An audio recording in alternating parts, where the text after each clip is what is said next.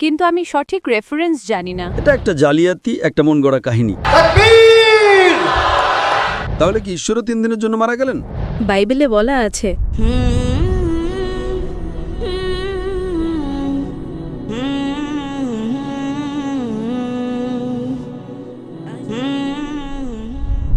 আমার নাম ডিন্ডা এবং আমি একজন নিরাপত্তা কর্মী।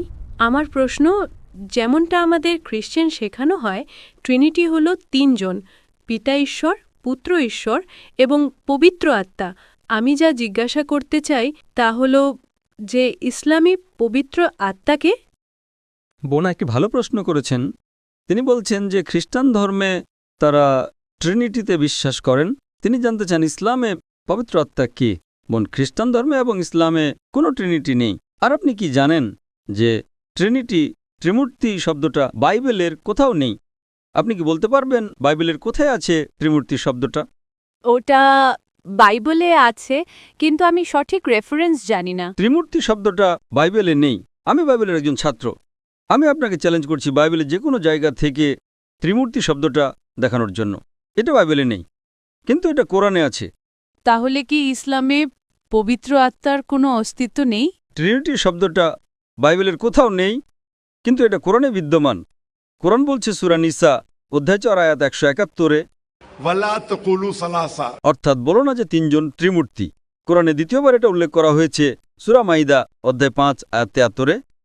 লাকাদ কাফারাল্লাযিনা ক্বালু ইন্নাল্লাহু সালিসু সালাসা, অর্থাৎ তারা কুফরি করছে যারা বলে যে আল্লাহ 3 জনের একজন, ত্রিমূর্তি।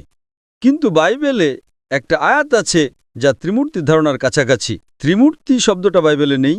ত্রিমূর্তির যে ধারণাটি বাইবেলে পাওয়া যায় সেটা হলো যোহানের প্রথম পত্র অধ্যায় 5 আয়াত 7-এ, কারণ স্বর্গে 3 জন সাক্ষ্য দেন, পিতা, পুত্র এবং পবিত্র আত্মা, এবং এই 3 জন এক। এবং এই বাইবেলের আয়াতটা যদি আপনি বাইবেলের রিভাইজড স্ট্যান্ডার্ড ভার্সন পড়েন, যেটা 32 জন সর্বোচ্চ পর্যায়ের খ্রিস্টান পণ্ডিত দ্বারা সংশোধিত এবং 50টি বিভিন্ন খ্রিস্টান সম্প্রদায় দ্বারা সমর্থিত, তারা বলেন যে বাইবেলের এই আয়াতটা একটা প্রক্ষিপ্ত অংশ। এটা একটা জালিয়াতি, একটা মন গড়া কাহিনী, এবং তারা এটাকে বাইবেল থেকে বের করে দিয়েছে। সুতরাং সবচেয়ে কাছের আয়াতটা, ত্রিমূর্তি শব্দটা বাইবেলের কোথাও নেই। তবে যে আয়াতটা ত্রিমূর্তির ধারণার সবচেয়ে কাছাকাছি সেটা হচ্ছে যোহানের প্রথম পত্র অধ্যায় 5 আয়াত 7-এ। এখন আপনি যে ত্রিমূর্তির কথা বলছেন এটা বাইবেলে নেই, এটা গির্জার শিক্ষা। গির্জা বলে যে পিতা একজন ব্যক্তি, পবিত্র আত্মা একজন ব্যক্তি, পুত্র একজন ব্যক্তি, কিন্তু তারা 3 জন ব্যক্তি নন, বরং তারা একজন ব্যক্তি। এটা গির্জার শিক্ষা, বাইবেলের নয়। তাহলে একজন খ্রিস্টান হিসেবে আপনার কি গির্জাকে অনুসরণ করা উচিত নাকি বাইবেলকে? যদি আপনি বিশ্বাস করেন যে বাইবেল ঈশ্বরের কাছ থেকে এসেছে, তাহলে জেনে রাখেন ত্রিমূর্তির শব্দটা বাইবেলের কোথাও নেই। এটা গির্জার শিক্ষা। তাই ইসলামে আমরা ত্রিমূর্তিতে বিশ্বাস করি না। আমরা বিশ্বাস করি, শামা ইসরাঈলু আদনান হাইদনান খাদ, হে ইসরায়েল শোনো, আমাদের প্রভু ঈশ্বর এক ও অদ্বিতীয় প্রভু। তাহলে আমরা যীশু খ্রিস্ট, তার উপর শান্তি বর্ষিত হোক, যা শিখিয়েছেন তাতে বিশ্বাস করি। যখন যীশু খ্রিস্ট, তার উপর শান্তি বর্ষিত হোক, কে জিজ্ঞাসা করা হয়েছিল in the gospel of mark chapter number 12 verse নম্বর 29, প্রথম আদেশ কোনটি, তিনি হুবহু তাই বলেছিলেন যা মুসা নবী তার উপর শান্তি বর্ষিত হোক বলেছিলেন। হিব্রুতে, শামা ইসরাঈলু আদনান হাইদনান খাদ, হে ইসরায়েল শোনো, আমাদের প্রভু ঈশ্বর এক ও অদ্বিতীয় প্রভু। তাহলে ত্রিমূর্তির ধারণাটা গির্জার শিক্ষা, এটা বাইবেলের শিক্ষা নয়। তাই ইসলামে বলা হয়েছে ওয়ালা তাকুলু সালাসা, ত্রিমূর্তি বলো না, ইনতাউ খায়রুল লাকুম, বিরত থাকো, থামো, এটাই তোমাদের জন্য উত্তম। ত্রিমূর্তি শব্দটা বাইবেলে নেই। ঈশ্বর কেবল একজনই। এখন এই ধারণা যে ঈশ্বর একজন ব্যক্তি, পুত্র একজন ব্যক্তি, পবিত্র আত্মা একজন ব্যক্তি, কিন্তু তারা 3 জন ব্যক্তি নন, বরং একজন ব্যক্তি, এর কোনো মানেই হয় না। যৌক্তিকভাবে এটা কি কোনো মানে হয়? আমি আপনাকে প্রশ্ন করছি, যদি বাইবেলের ভুল ব্যাখ্যা অনুযায়ী যখন যীশু খ্রিস্ট, তার উপর শান্তি বর্ষিত হোক, 3 দিনের জন্য মারা গেলেন, তাহলে কি ঈশ্বরও 3 দিনের জন্য মারা গেলেন? হ্যাঁ, ঈশ্বর মারা গেলেন? বাইবেলে বলা আছে। বাইবেল বলে না যে ঈশ্বর মারা গেছেন। এটা গির্জার ত্রিমূর্তির ভুল শিক্ষা। ঈশ্বর কি মরতে পারেন? না। আপনি কি এমন ঈশ্বরে বিশ্বাস করতে চান যিনি মৃত্যুবরণ করেছিলেন, নাকি এমন ঈশ্বরে যিনি কখনোই মরতে পারেন না? হ্যাঁ, যিনি কখনোই মরতে পারেন না। কিন্তু খ্রিস্টান ধর্মে ঈশ্বর মরতে পারেন।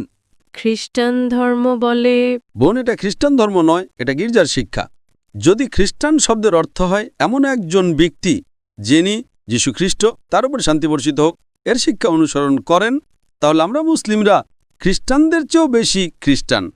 বোন, আপনি কি বিশ্বাস করেন যে যীশু ঈশ্বরের একজন দূত, নাকি তিনি নিজেই ঈশ্বর?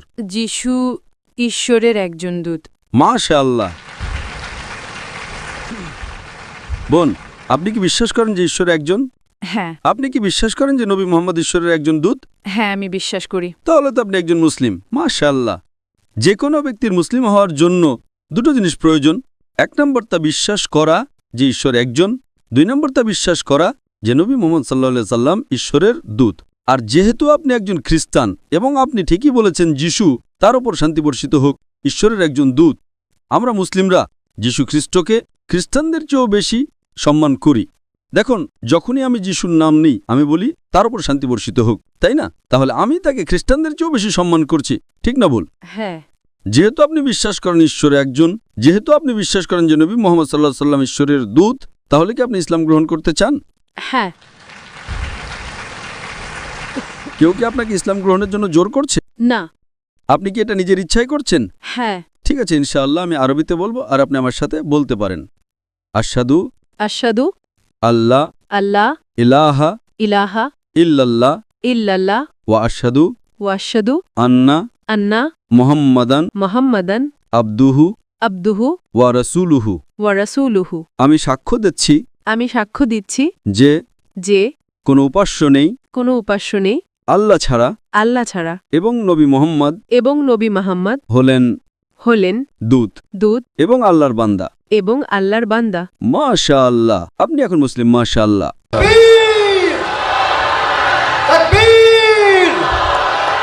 বোন, আল্লাহ সুবহানাহু ওয়া তাআলা আপনাকে পুরস্কৃত করুন। আপনার পূর্ববর্তী সমস্ত পাপ ক্ষমা করে দেয়া হয়েছে। আমি আল্লাহর কাছে প্রার্থনা করি যেন তিনি আপনাকে দুনিয়া এবং আখিরাতে সেটা প্রতিদান দেন।